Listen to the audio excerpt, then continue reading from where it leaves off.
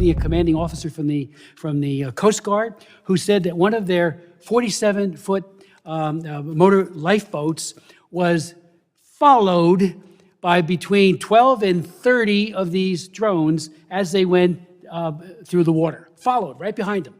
And I said, what's the rules of engagement? I mean, you do it if you're fighting against a narco trafficker or something. And they said, we don't know, we don't have any.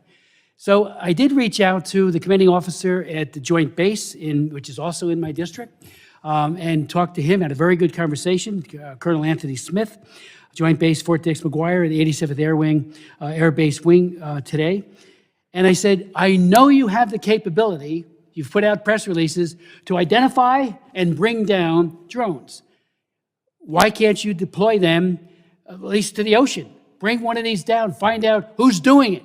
They have the capability. He said, well, we don't have the authority, only within the parameters of our base. Well, there's a national interest here. Our jets fly over the ocean all the time for training, so that perimeter is larger. So I did write Secretary Lloyd Austin asking that capability that may be sitting in a closet somewhere, I know they use it all the time, but bring it out. And I'm not saying you got to share it with the sheriffs. It'd be nice. Just do it yourself in the interest of the American public.